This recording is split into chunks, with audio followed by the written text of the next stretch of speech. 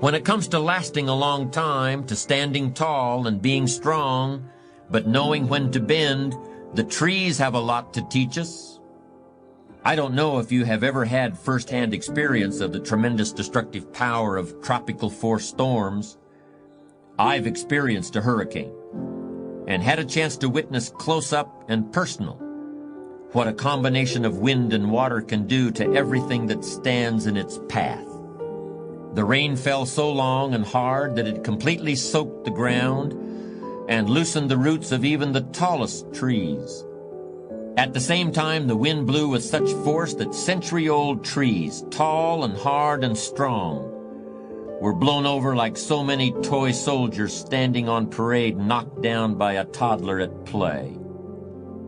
However, the enormous willows, some standing tall as a house and covering what would be an entire lot in some parts of the city, lithe and flexible, and bending and bowing gracefully to the slightest breeze or to the mightiest gust, weathered the heavy blows of the storm. They were almost the only large objects left standing after the air had cleared.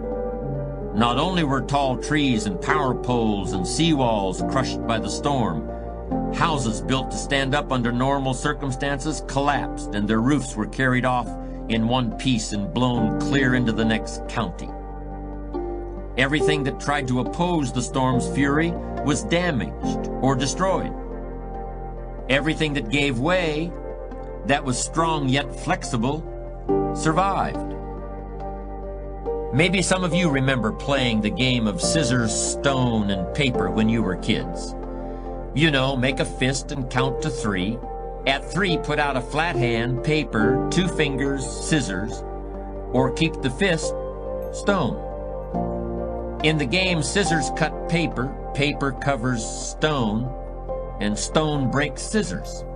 Whoever put out the winning object got a point. The best strategy was not to stick to one thing. You had to try and guess what your opponent would offer, and turn your fist into the thing that would defeat your opponent's scissors, stone, or paper.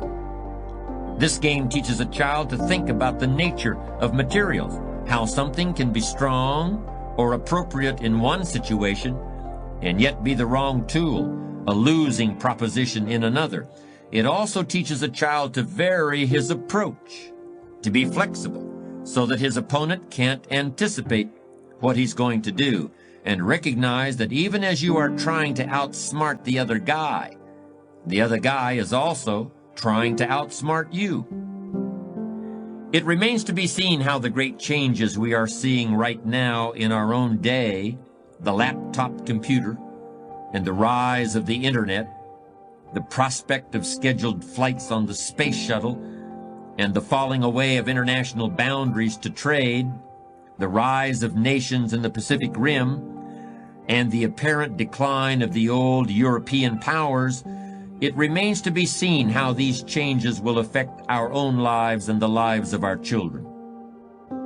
You see, the nature of change is such that these things which today look so large and important may turn out to be mere flashes in the historical pan. There may be something else we haven't even thought about. It could be something as obscure as a population explosion among virus-resistant rabbits in Australia. That will be the key element in global changes we can neither anticipate nor even imagine. Let me point out another important distinction between character and charisma. You may have noticed it already. In both its definition and its derivation, character doesn't refer to other people. It doesn't refer to having power over other people or getting other people to follow you or gaining favor with other people. Character is something that you have and that you are. You could be marooned on a desert island and your character would still be important. In fact, it would likely be very important in that situation.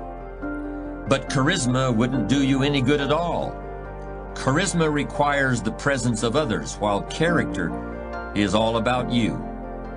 Character is the person you are after you've chiseled and chiseled, and have gotten past all the unnecessary material to what's underneath. But since we're usually surrounded by other people, let me be a little more specific about how the differences between a charismatic person and a person with character can play out in the real world, particularly in leadership situations. Here are 4 sets of circumstances that can easily occur. First, a really charismatic person can make people believe there's pie in the sky, or that the sky is going to fall tomorrow, one just as easily as the other. By creating these expectations, charismatic individuals can indeed energize and inspire others, or terrify and demotivate them, until the overblown scenarios are proven false and the charisma runs out. But a person of character doesn't need to be anyone's Pied Piper and isn't comfortable in that role. Instead, he or she looks within for the true source of inspiration and energy. Second, a charismatic person can inspire devoted or even fanatical loyalty. But this can all too easily turn into an unconscious sense of dependency, and that can make matters difficult when the leader is no longer available. Like a charismatic coach, effective during the glory years, but when he leaves the organization, there is a sense of abandonment, and the team may never achieve anything like its prior success. Powerful personalities often resist delegating authority, but it's an attitude of character for a leader to refrain from making himself or herself the indispensable heart and soul of an organization. The last and most important category of laughter I'll mention might be called real laughter. It's spontaneous, it's happy, it's unpremeditated, it has no hidden agenda. It happens when you see or hear something that's really funny. I'd like to spend a moment talking about this category of real laughter because it's one of the most important aspects of humor. The more real laughter you can bring into your life, the better off you'll be. I've spoken quite a bit about children and the raising of children in this program, and kids are really our best source of knowledge about real laughter. They really put their whole selves into it. We lose that to a large extent as we get older, and I'm not sure that loss can be completely avoided. For example, think about someone, one of your own kids, a neighbor or a niece or nephew that you've watched grow up. Whatever interest this person pursues today, it's likely that he or she was a budding artist in the early years. Crayons, markers, and pads of paper are standard issue in most households with young kids. And those kids draw big, beautiful pictures with all sorts of colors and patterns. At that age, there are no rules about keeping inside the lines and using certain colors for certain objects. Those pictures that grace refrigerators across the country are examples of artistic genius. Then when kids grow to about 5 or 6 years old, their drawings change. They begin drawing stick figures standing next to houses that consist of a triangle on top of a square. Kids this age are still just as proud of their drawings and actually see them as a big advance over the ones they'd done as babies. And they are more advanced in some ways, but they're also less free.